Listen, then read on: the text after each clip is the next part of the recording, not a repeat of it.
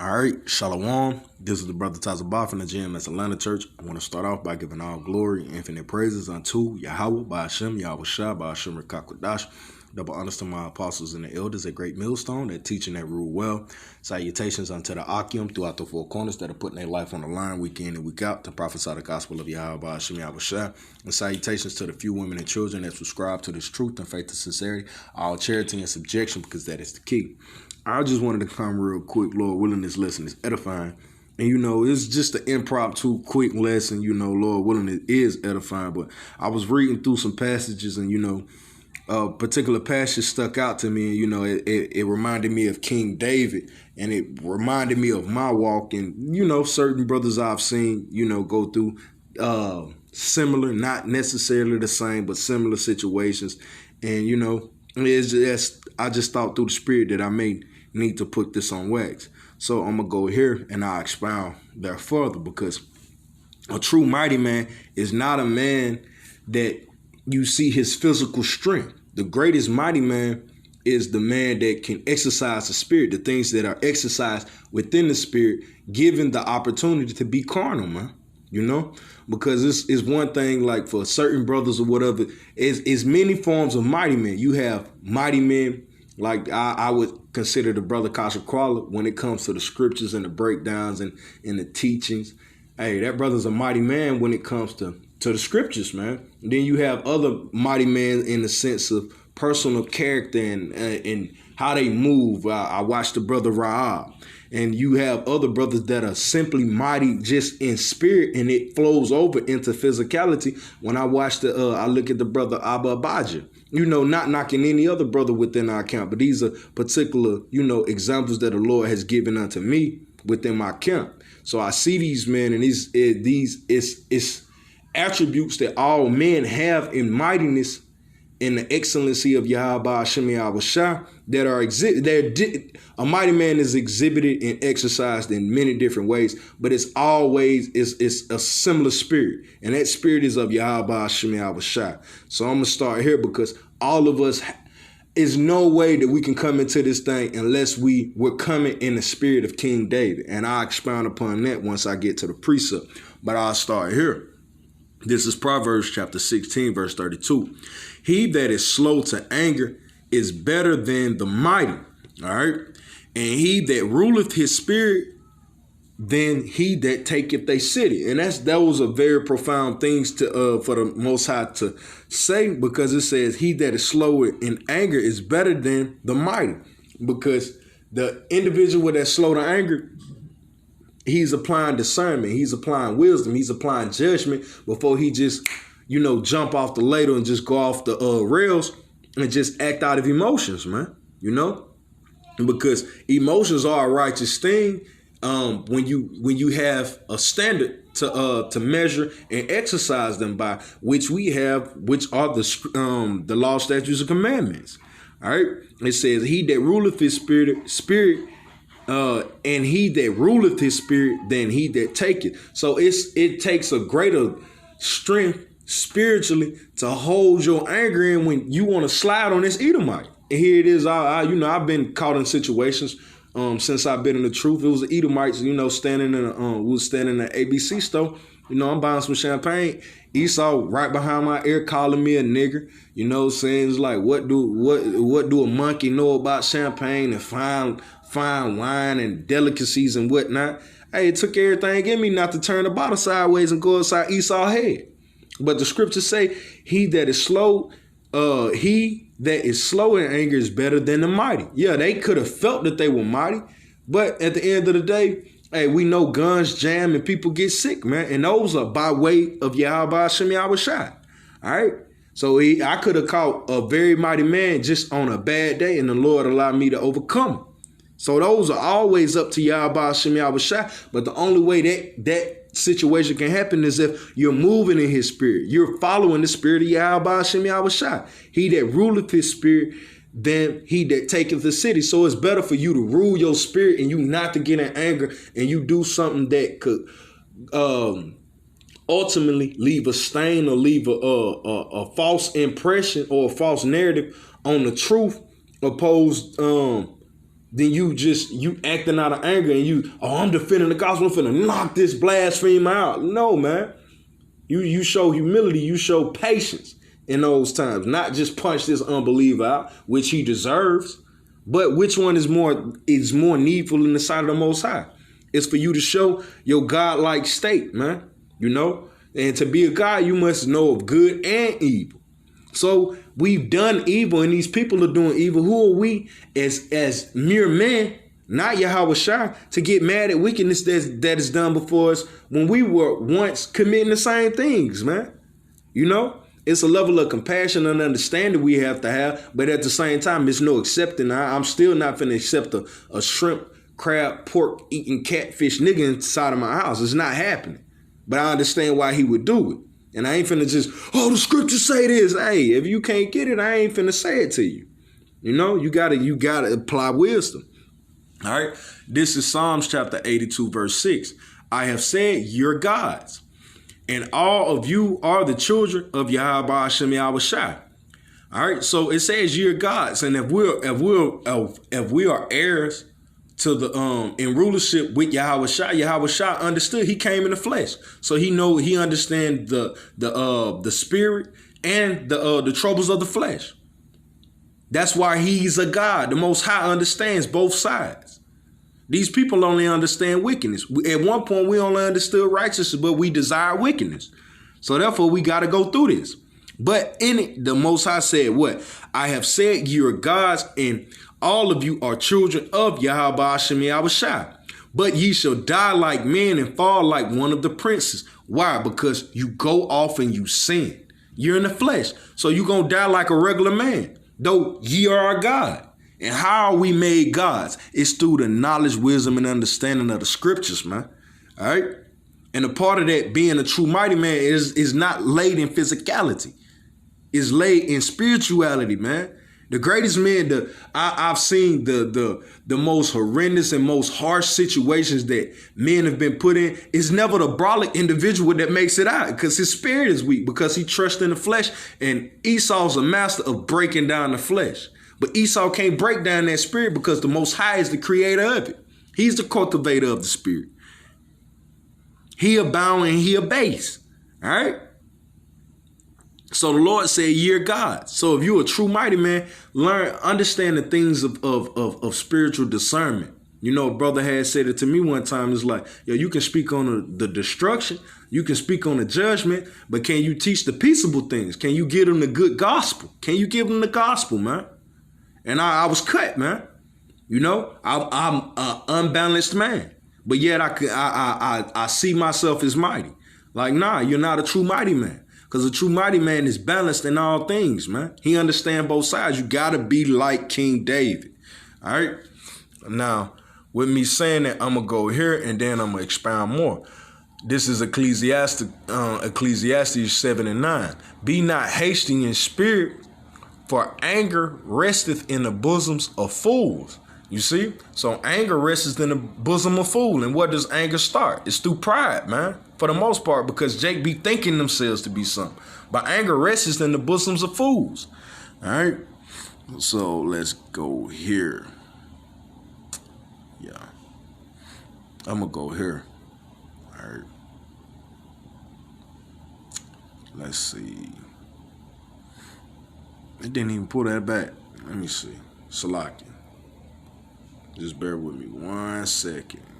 Yeah. Okay. Yeah, I did have it. But I wanted to bring out the account on King David. But let me just hit these precepts so I can make sure. All right. I go here. Hey, Salaki, I was having some technical difficulties, but through the spirit, I'm going to just continue. So I'm going to just go here. All right. This is 2 Corinthians chapter 12, verse 9. All right. And this, I'm going to start at 8. For this thing I besought the Lord thrice that it might depart from me. And he said unto me, and this is a physical ailment. I would suppose to be a physical ailment. I'm not going to say that it is. All right.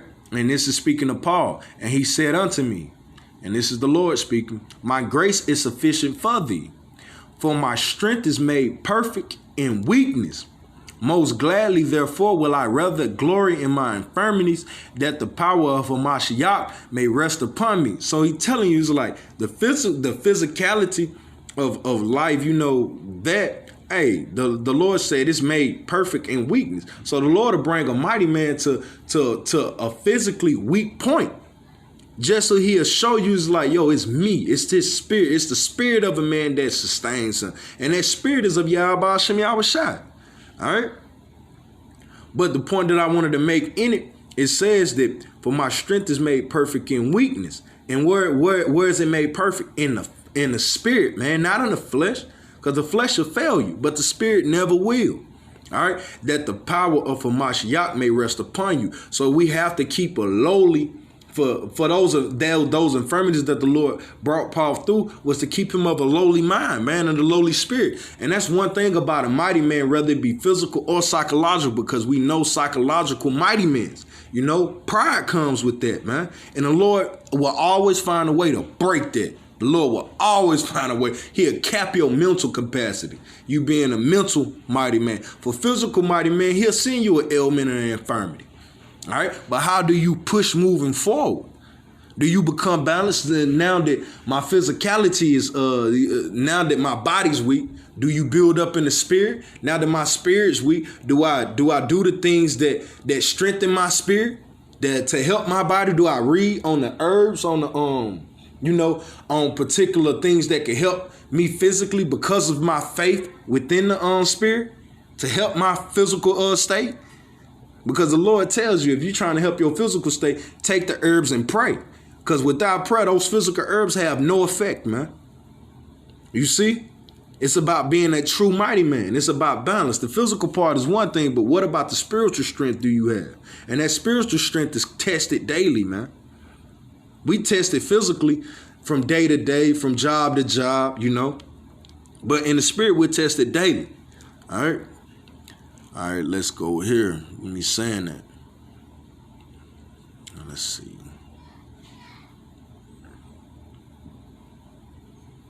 I'll go here. I'm going to bring out King David's at the end. This is Ecclesiastes chapter 9, verse 11. And I returned and saw under the sun that the race is not to the swift, nor the battle to the strong, neither yet bread to the wise, nor yet riches to the man of understanding, nor favor to the men of skill. But time and chance happen to them all. And that time and chances of Yahweh Hashem Yahweh Shai. But the point that I wanted to make, that the race is not given to the swift. Just because you're the fastest don't mean you'll win. Just because you're the strongest don't mean you'll make it out of that battle. Neither bread to the wise, because we know great wise men on the planet Earth. Apostle Tahar as an example. The brothers, hell, my camp head, man. These are great men in my sight. Wise men, men of understanding. But yet, hey, I don't see them with riches. I don't see them with fame and glory. So the Lord said the very things that would seem 1 + 1 is 2 is not such through the spirit, so to speak, in a roundabout way, not trying to be too deep.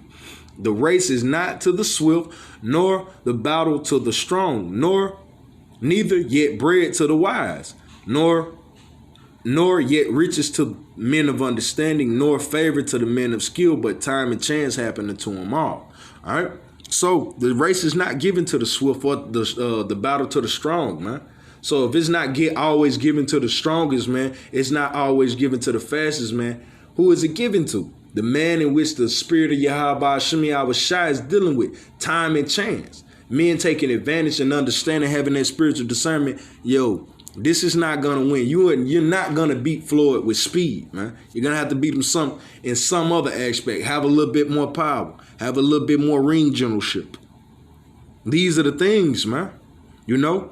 But with all of that being said, I'm going to hit these last 2 precepts and I'm going to close out. All right, I'm going to go here to prove that, you know, as mighty as King David was, he slew Goliath, he slew a lion. You know, King David killed tens of thousands, you know. He was a man of war. He was a man that physically, he was on bumpers, man. He was on your head. We know is even, you know, for the brothers that sinner know, When he came back as Peter, he was still what? That spirit that the Most High had created within him, that warrior spirit. King David was always on bumpers, man. But we always seen that struggle within King David's in his time, and even when we watch Peter, it was always a thing of forsaking the carnal strengths that the Lord had blessed him with, but to exercise the things of the spirit, becoming a true God, becoming a true mighty man. Because we know physically strong men that give up and quit. But what about that spiritual mighty man? That's how you become balanced. Physical strength is one, but what about the spiritual? Because the spirit goes before the flesh, man. All right. So I go here. All right. This is Acts chapter 13, verse 22. And when he had removed him, he raised up, and that's speaking of King Saul, he removed him, he raised up unto him David to be their king, to whom also, and it shows you, Saul was a big dude, man. He was bigger than all the other Israelites, a Benjamite.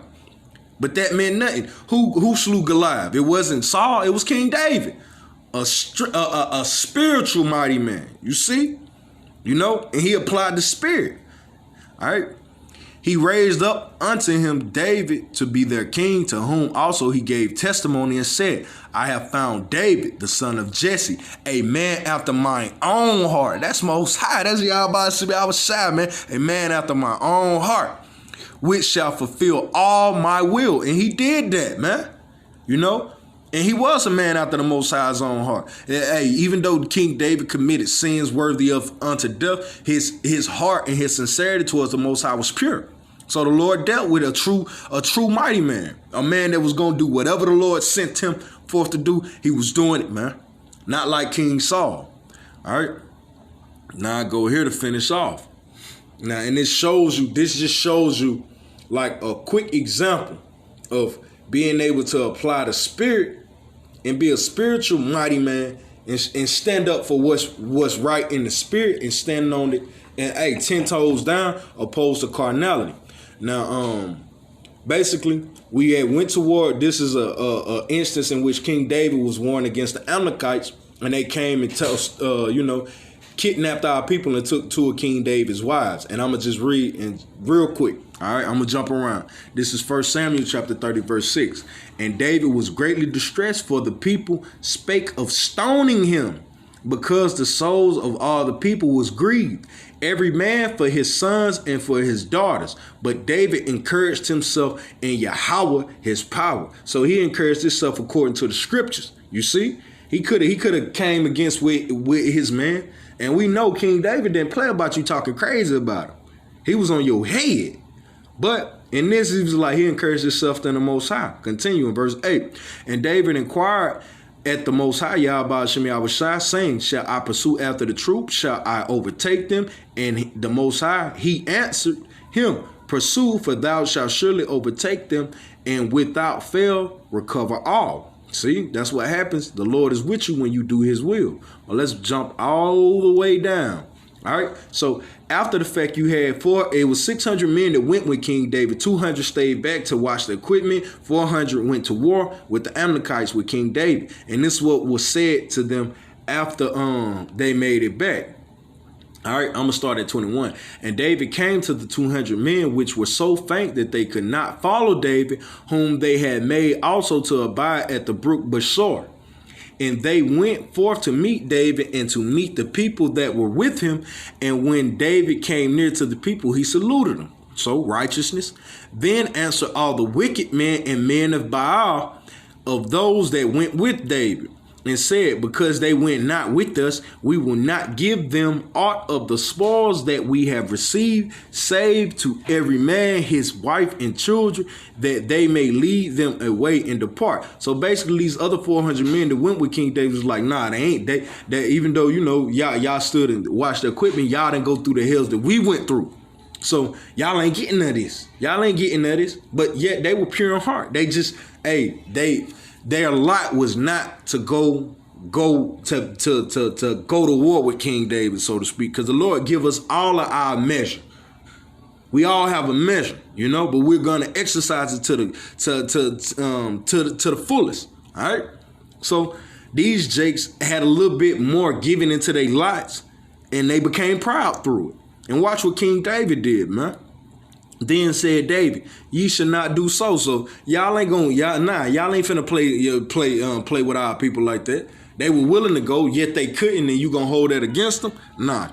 Then said David, ye shall not do so, my brethren, with that which Yahweh by Hashem Yahushua has given us, who have preserved us and delivered the company that come against us into our hands. For who will hearken unto you in this matter? So who gonna listen to you talking like this? But as his part is that goeth down to the battle, so just as much as you will receive as going down to the battle, which they were willing, so shall his part be that tarrieth by the stuff they will take part. Yeah, because the King David was exercising knowledge, wisdom, and understanding according to the scriptures. He stood on something. Even before these 400 men, they didn't go down there with us. But spiritually, I'm standing on this because this is a right thing. He stood by righteousness. Show me a law, statute, or a rule where there said that we're supposed to do this unto our people, man. But King David was moving through the spirit because he understood righteousness. For who will hearken unto you in this matter? But as his part that goeth down to the battle, so shall his part be that tarrieth by the stuff. They shall part alike. And it was so from that day forward that he made it a statute and an ordinance for Israel until this day. Yeah, because these are our people. What's mine is yours. That's what Gad and Reuben got from they brought over here during the times of before Christopher Columbus, man, when they crossed the waters and made it over here. What's mine is yours. And Esau was astounded at that, man. This is what it is to be a true mighty man. To exercise the spiritual characteristics and the spiritual personalities that have been shown to us by way of the scriptures, man. These are our examples given. These are the lessons in which by we learn, man. It ain't just about, taking orders and being a dickhead to people. It's about applying the scriptures, having discernment, taking counsel and moving forward. King David was a man after the Most High's own heart. You see, he could have been like a warrior. Y'all didn't go to, because the warrior's quick to say that. Y'all didn't put in on this. But King David did the right thing. He stood on what he knew through the scriptures on righteousness. And he lived in a balance. This is like, they was willing to go to war with us. They were willing to die just like you were. But the Lord preserved us. It wasn't you that preserved yourself. They're going to take a part in these spoils, man. You see? Just as much as he would stand for righteousness when it was clear. Even when it's unclear to many, he still stood on his righteousness, man. Spiritual righteousness. You see how he exercised that? He flexed his spiritual muscle just then. He didn't have to punch him in the face. He brought forth righteous understanding by way of the scriptures, and he flexed it and he stood on it, which is a statute and an ordinance for us unto this day, man. But that's all I had through the spirit of Yahweh by Hashem Yahushua. Lord willing, this lesson was edifying. I want to end out by giving all glory and infinite praises unto Yahweh by Hashem Yahushua, by Hashem Rakakwadash. Double honors to my apostles and the elders at Great Millstone. Until the next time, shalom.